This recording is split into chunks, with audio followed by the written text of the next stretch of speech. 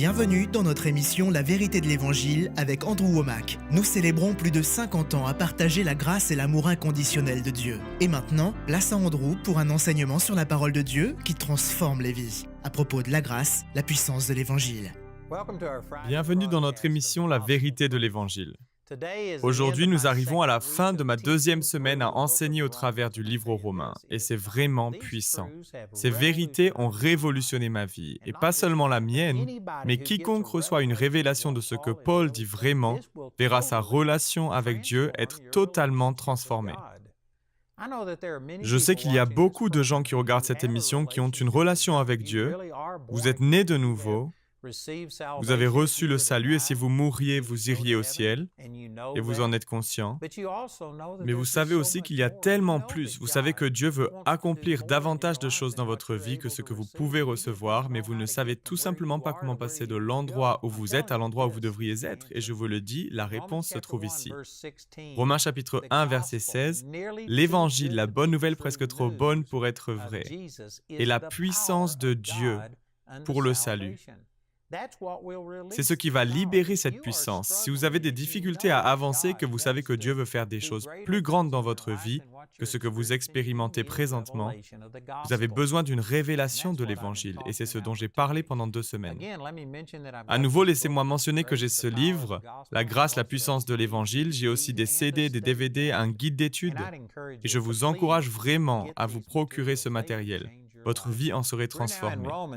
Nous sommes maintenant dans Romains chapitre 4 et Paul vient de faire des déclarations radicales qui montrent que chacun d'entre nous avons péché et sommes privés de la gloire de Dieu. Romains 3, 23. Personne ne peut se tenir devant Dieu sur la base de sa propre bonté et sa propre sainteté. Peu importe si votre bonté est meilleure que la mienne, qui veut être le meilleur pécheur à aller en enfer? Nous avons tous péché et nous méritons d'aller en enfer. Mais nous sommes gratuitement justifiés lorsque nous plaçons notre foi en ce que Jésus a fait pour nous et non dans nos performances. Puis il utilise Abraham comme un exemple qu'il était loin d'être parfait, qu'il a fait beaucoup d'erreurs, mais Abraham a cru en Dieu et sa foi lui fut comptée comme justice. Puis il prend l'exemple de David. Ce sont 2 des personnages les plus importants de l'Ancien Testament. Ils étaient aussi de grands pécheurs. Ils ont échoué à maintes reprises. David a commis l'adultère et un meurtre dans le but de cacher sa faute. David n'était pas un homme parfait. Savez-vous que Saül, le roi qui a précédé David, a vécu une vie plus sainte en apparence? Il n'a pas commis l'adultère et n'a tué personne pour cacher son péché. D'une certaine manière, Saül était une personne plus sainte que David. Et pourtant, David avait la faveur de Dieu alors que Saül s'est vu retirer la faveur de Dieu. Car ce n'était pas basé sur les performances, mais sur la foi. Vous pouvez voir que David avait la foi en Dieu parce que lorsqu'il a été confronté à ses péchés, au lieu de promouvoir et de mettre en avant sa propre bonté, il s'est entièrement repenti. Il s'est complètement humilié et s'en est remis totalement à la miséricorde de Dieu. Psaume chapitre 51 est une prière que David a faite après avoir péché avec Bathsheba. Et il dit à Dieu, « Si tu avais voulu des sacrifices, je t'en aurais offert, mais tu ne prends pas plaisir aux holocaustes. Les sacrifices agréables à Dieu, c'est un esprit brisé. Ô Dieu, tu ne dédaignes pas un cœur brisé et humilié. » En d'autres mots, ce que tu veux, c'est un cœur repentant. Tu veux que je fasse demi-tour. Il s'est humilié. Grâce à cela, Dieu a accepté qu'il revienne, l'a promu et l'a défendu contre ceux qui voulaient lui reprendre le royaume. Et ce n'est pas parce que David aurait tout bien fait, mais parce que David a cru en Dieu. C'est la foi qui a activé toutes ces choses. Donc, dans Romains chapitre 4, verset 9, ce bonheur n'est-il que pour les circoncis, ou bien est-il également pour les incirconcis? En effet, nous disons que la foi d'Abraham lui a été comptée comme justice. Avant d'aller plus loin dans le texte, laissez-moi préciser qu'aujourd'hui, la circoncision ou l'incirconcision n'est pas un problème pour la plupart des gens. Ce que l'on devrait dire, ou la manière dont cela s'applique à nous aujourd'hui serait de dire, est-ce que ces choses arrivent seulement à ceux qui vivent saints, qui respectent les règles et les réglementations, ou cela peut-il aussi arriver à des gens? La grâce est-elle aussi étendue aux gens qui ne sont pas religieux, qui ne sont jamais allés à l'église et qui n'ont jamais payé leur dîme? Voyez-vous, voilà la manière dont nous devrions comprendre ce texte. Est-ce réservé aux gens qui vivent de manière pieuse ou est-ce aussi pour ceux qui ont péché et qui continuent de pécher? Qui a accès à une relation avec Dieu? Il continue en disant, « Quand donc a-t-elle été portée à son compte ?» en parlant de la foi d'Abraham qui lui a été comptée comme justice. C'est une citation de Genèse 15, 6. Comment a-t-il pu recevoir cela? Était-ce après ou avant sa circoncision? Ce n'était pas après sa circoncision, mais bien alors qu'il était incirconcis. Voyons de quoi il est question. Genèse chapitre 15, pour les docteurs en mathématiques, Genèse 15 vient avant Genèse 17. Amen. Et c'est au chapitre 15 que Dieu a compté Abraham comme étant juste, alors que ce n'est qu'au chapitre 17 qu'il a eu Ismaël. Et ce n'est pas avant la fin du chapitre 17 ou le début du chapitre 18 que Dieu a donné le signe de la circoncision. La chose à comprendre est qu'Abraham a été compté comme juste avant d'être circoncis. Pourtant, pour les Juifs de l'époque de Paul, si un homme n'était pas circoncis, alors vous ne pouviez pas avoir de relation avec Dieu. Ils n'avaient pas compris que la circoncision était le signe d'une alliance. Et sans entrer vraiment dans les détails, ça devrait être quelque chose de si évident que je ne sais pas pourquoi les gens passent à côté, mais la circoncision est une chose vraiment privée. Amen. Ce n'est pas comme si on approchait les gens en disant « Je suis circoncis, tu veux voir si je suis circoncis ?» C'est quelque chose de privé et je pense que l'une des raisons pour laquelle c'était une chose aussi privée est que nous ne sommes pas censés nous en vanter et montrer à tout le monde notre circoncision. C'était entre la personne et Dieu, c'était un signe d'alliance. Ça n'a jamais été censé être quelque chose dont on se vante, dont on s'enorgueillit et que l'on montre à d'autres personnes. C'est tellement évident, il vous faut le comprendre. Mais Abraham a été rendu juste aux yeux de Dieu bien avant de recevoir ce signe de l'alliance, le scellé de la circoncision. Donc c'est là que Paul veut en venir. Si vous aviez à être circoncis, et encore une fois, ce cas particulier n'est pas un problème pour la plupart des gens aujourd'hui, mais disons plutôt si vous aviez à être saint, si vous aviez à respecter chaque règle avant que Dieu puisse vous accepter, alors Abraham n'aurait pas pu être accepté. Mais Abraham a été accepté et juste aux yeux de Dieu avant d'avoir reçu ce signe de l'alliance. Donc la conclusion est évidente. Abraham a été considéré comme juste avant d'avoir assouvi les demandes de la loi. David était juste devant Dieu, bien qu'il ait brisé la loi de manière radicale, et il n'a pas offert de sacrifice et n'a pas payé pour ses péchés à la manière de l'Ancien Testament. Et vous savez, certains diraient aujourd'hui, eh bien, il aurait dû faire toutes ces choses. Mais à nouveau, la loi n'était qu'une ombre des choses à venir. Elle nous a montré notre péché et les sacrifices n'étaient également que des ombres, des images du temps où Jésus viendrait payer pour nos fautes. Jésus était l'agneau de Dieu qui a ôté les péchés du monde et la loi de l'Ancien Testament avec ses sacrifices était une image, ce n'était que des symboles, des images. David a vu au-delà du symbolique et est entré au cœur de la question. Il s'est humilié et s'est mis en règle avec Dieu sans offrir tous les sacrifices requis. La raison pour laquelle Paul met ces choses en avant est pour montrer aux gens que même dans l'Ancien Testament, personne n'a eu une relation avec Dieu basée sur ses performances. Vous ne pouviez pas le mériter. Abraham ne l'a certainement pas mérité, il a été rendu juste devant Dieu avant de recevoir le signe de la circoncision. David ne l'a pas mérité, il a été rendu juste devant Dieu parce qu'il s'est humilié et a placé sa foi en Dieu, non parce qu'il a accompli tout ce qui lui était commandé. Donc il est dit au verset 12, Abraham est devenu le père des circoncis, qui ne se contente pas d'être circoncis, mais qui marche aussi sur les traces de la foi de notre ancêtre Abraham quand il était encore incirconcis.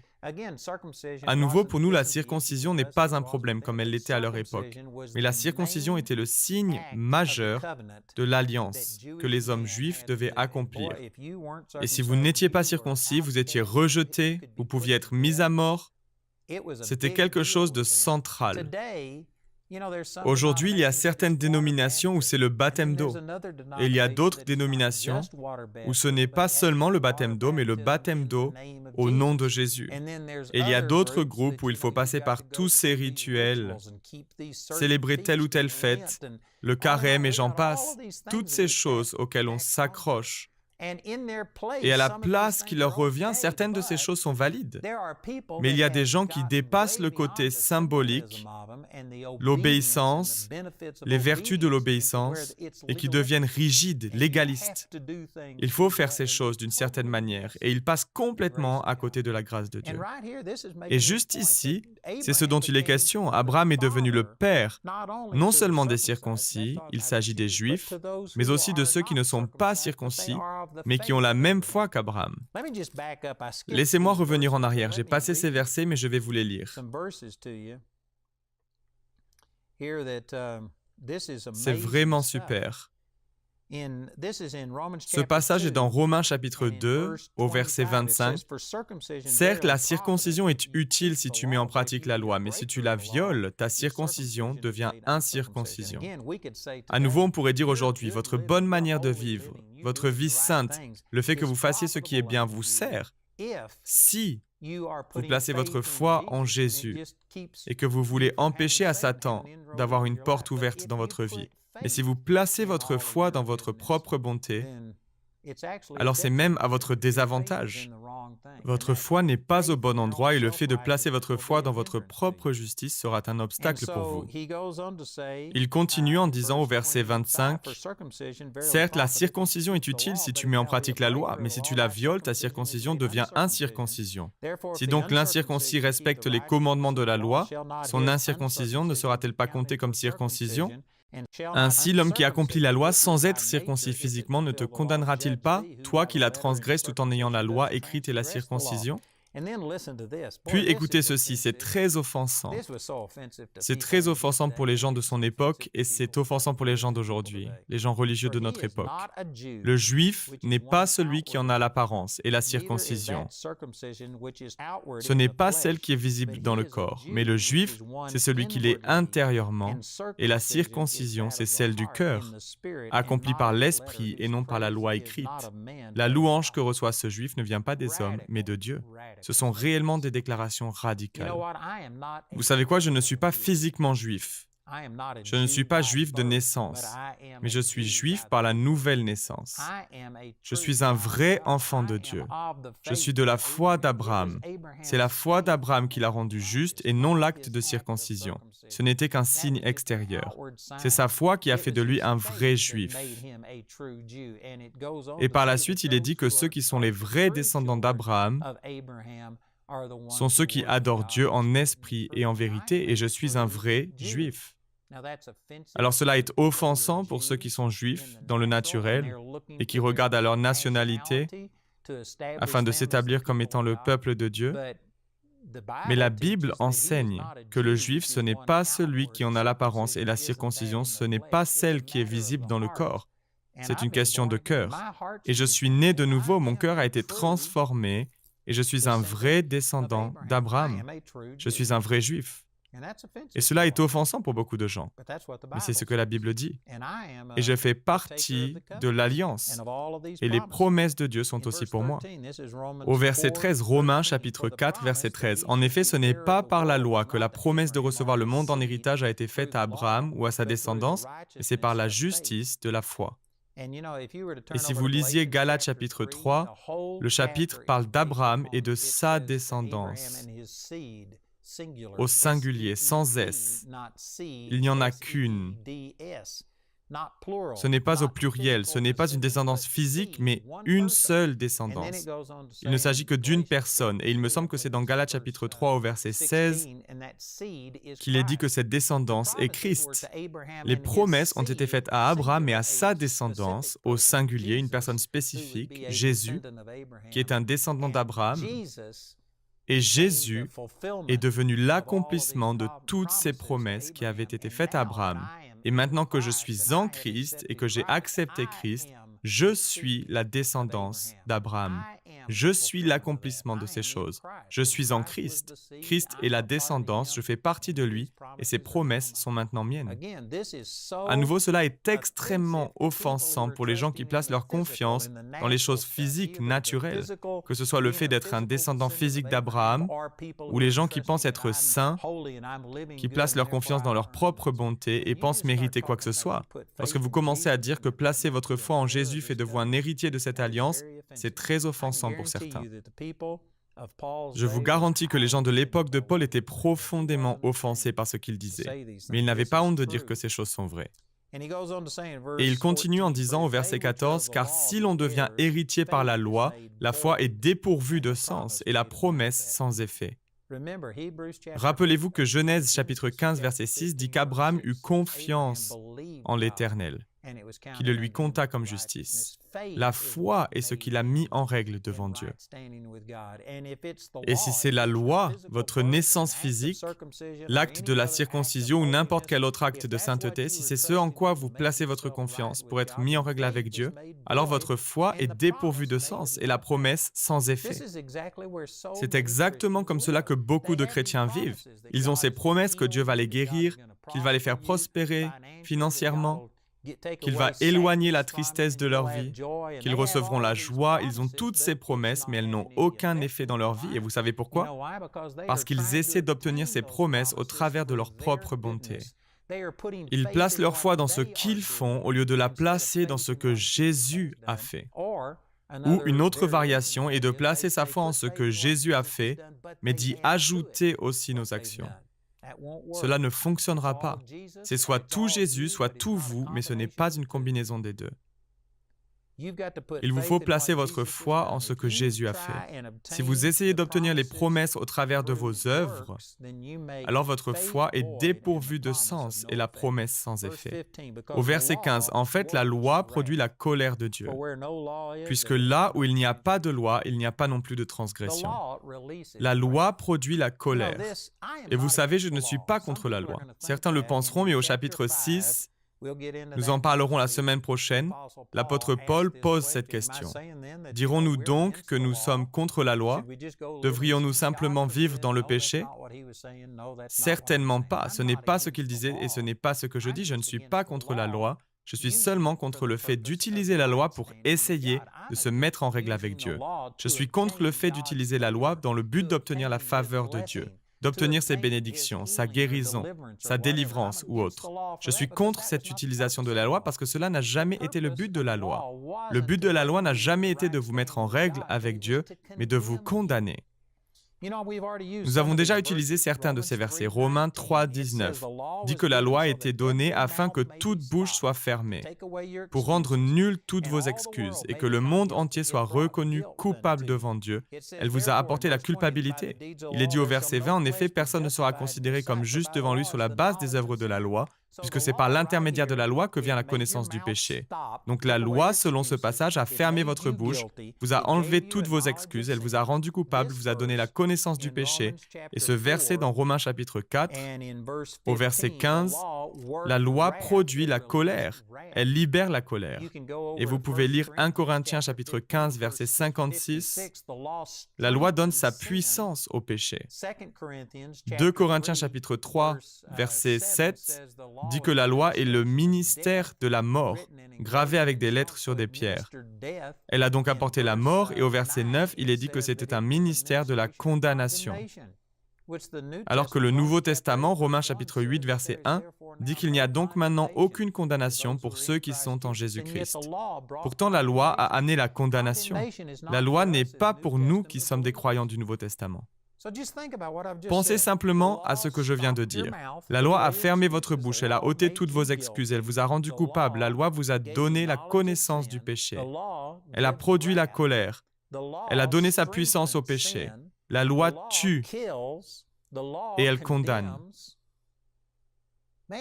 Comprenez-vous que la loi n'a pas été donnée pour produire du positif? Alors, dans un sens, elle a produit quelque chose de positif, car ce qu'elle a fait, c'est de vous condamner. de vous montrer votre péché, afin que vous arrêtiez de placer votre confiance en votre propre justice. Elle vous révèle que peu importe votre niveau de sainteté, vous n'êtes pas assez saint, et elle vous amène à la fin de vous-même, afin que vous vous en remettiez à Dieu. Dans ce sens, la loi était bonne, parce qu'elle vous a amené au bout de vous-même, mais elle n'a pas produit quoi que ce soit de bon. Tout ce qu'elle a fait, c'est de vous montrer votre péché, tout ce qu'elle pouvait faire, c'est de vous condamner. Et il est nécessaire d'arriver à comprendre que l'on ne peut pas se sauver soi-même, afin d'arrêter de placer sa confiance en soi-même. Aussi longtemps que vous pensez pouvoir régler le problème par vos propres forces, vous ne vous tournerez pas vers Dieu. Laissez-moi vous demander, quand est-ce que la plupart d'entre vous vous êtes tournés vers Dieu? Était-ce quand tout était parfait dans votre vie, ou était-ce au moment où vous viviez une tragédie ou aviez des problèmes? La vaste majorité des gens se tournent vers le Seigneur lorsqu'ils doivent faire face à la mort, à cause d'une maladie, lorsqu'ils passent par un divorce.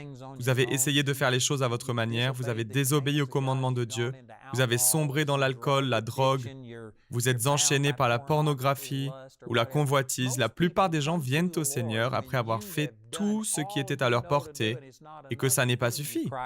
Alors ils crient à Dieu. Voilà quel était le but de la loi, de vous emmener à cet état d'esprit, encore plus rapidement, de vous condamner et de vous montrer que vous ne pouvez pas vous sauver vous-même, que vous avez besoin d'un sauveur. Et si vous utilisez la loi avec cet objectif, c'est super. C'est d'ailleurs exactement ce que dit Timothée, que la loi est bonne, pourvu qu'on en fasse un usage légitime, en sachant bien qu'elle n'est pas faite pour les justes. Qui est juste? Une personne qui a placé sa foi en Jésus.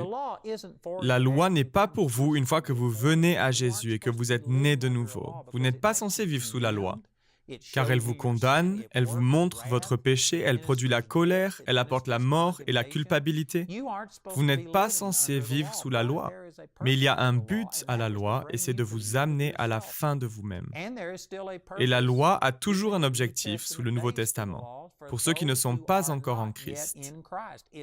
Elle sert à les amener à la fin d'eux-mêmes, afin qu'ils arrêtent de placer leur confiance en leur propre justice et de commencer à croire en la justice que leur apporte la foi. C'est ce que tous ces versets disent. La loi produit la colère de Dieu, puisque là où il n'y a pas de loi, il n'y a pas non plus de transgression. C'est donc par la foi que l'on devient héritier, pour que ce soit par grâce et que la promesse soit assurée à toute la descendance, non seulement à celle qui dépend de la loi, mais aussi à celle qui a la foi d'Abraham. En effet, Abraham est notre père à tous. Ce passage dit que la raison pour laquelle Dieu a établi une relation avec Abraham basée sur la grâce est pour qu'elle soit disponible pour chacun. Si les seuls à pouvoir avoir une relation avec Dieu sont ceux qui sont parfaits, alors premièrement, personne ne pourrait y avoir accès. Mais imaginons que Dieu accepte d'avoir une relation seulement avec les meilleurs d'entre nous. Vous savez, c'est comme passer un examen. Et personne n'arrive à avoir la note maximale. Alors ils assouplissent la notation, ils arrondissent les notes. Alors même si vous n'avez pas eu un 20 sur 20, si vous êtes dans les premiers 10%, alors vous obtiendrez la note maximale parce que vous étiez parmi les premiers. C'est très approximatif et Dieu n'arrondit pas les notes. Mais si Dieu le faisait et qu'il acceptait seulement les meilleurs, alors des multitudes de personnes seraient exclues. Le Seigneur n'a pas fait cela. Il a fait en sorte que nous soyons tous condamnés, nous sommes tous coupables devant Dieu, et puisque nous sommes tous dans le même bateau, alors la solution est la même pour tout le monde. Peu importe si vous êtes un pécheur religieux ou un pécheur païen, si vous êtes un bon pécheur ou un mauvais pécheur, car tous ont péché et sont privés de la gloire de Dieu, et Dieu l'a fait de cette manière afin que la promesse du salut par grâce soit accessible à tous. Peu importe ce que vous avez traversé, peu importe ce que vous avez fait, vous avez le même accès à Dieu que moi. Au travers de votre foi en ce que Jésus a fait, vous pouvez le recevoir. Laissez-moi à nouveau mentionner cet ouvrage, je vous encourage à vous le procurer ainsi que les CD et les DVD, le guide d'études. N'hésitez pas aussi à nous appeler. Je sais que nombre d'entre vous comprenez le vrai évangile et il vous faut peut-être simplement quelqu'un pour vous aider et pour prier avec vous. Il y a un numéro qui s'affiche, alors s'il vous plaît, appelez-nous et ne vous contentez pas de commander le matériel, mais demandez à quelqu'un de prier avec vous. Gloire à Dieu, aujourd'hui pourrait être le jour où vous recevez la grâce de Dieu. Le programme d'aujourd'hui fait partie de la série La grâce, la puissance de l'Évangile. Nous espérons que ce message vous a béni. Notre ligne téléphonique est ouverte aux heures indiquées à l'écran. Appelez-nous si vous avez des questions sur ce programme Si vous avez besoin de prière ou si vous désirez commander l'un de nos enseignements, vous pouvez nous contacter au numéro qui s'affiche à l'écran. Ce programme a été rendu possible grâce au soutien financier de nos partenaires. Si vous souhaitez devenir partenaire, vous pouvez le faire en appelant ces mêmes numéros. Nous vous proposons un livre sur le même sujet que l'émission d'aujourd'hui, intitulé « La grâce, la puissance de l'Évangile », que vous pouvez vous procurer pour 12 €. Les 30 émissions de cette série sont disponibles en DVD pour 22 €. Vous pouvez également vous les procurer en CD pour la somme de 15 €. Si vous commandez les deux formats, CD et DVD de manière simultanée, le prix de l'ensemble est de seulement 30 €. Vous pouvez aussi opter pour les fichiers audio MP3 et vidéo MP4 sur clé USB, toujours pour 30 €. Le guide d'études est pour l'instant seulement disponible en anglais. Il inclut le contenu du livre ainsi que des questions en rapport avec chaque sujet abordé afin de l'étudier seul ou en groupe. Pour tous nos téléspectateurs qui se trouvent en dehors de l'Europe, tous les produits que nous vous présentons sont disponibles dans nos bureaux situés dans votre région. Vous pouvez les contacter grâce aux coordonnées qui s'affichent sur votre écran afin d'en connaître le prix dans votre monnaie locale. Andrew a à cœur que chacun puisse écouter ou regarder ce programme à sa convenance et puisse le partager avec d'autres. Si vous ne pouvez pas vous permettre d'acheter les CD ou DVD, nous vous enverrons un lien afin de télécharger gratuitement l'enseignement de cette semaine en version audio MP3. Notez que vous ne pouvez profiter de cette offre qu'en appelant notre ligne téléphonique. Vous pouvez nous appeler dès maintenant au numéro qui s'affiche à l'écran. Nous nous ferons un plaisir de répondre à vos questions, de prier avec vous ou de vous aider à commander l'un de nos enseignements. Notre ligne est ouverte durant les heures inscrites à l'écran.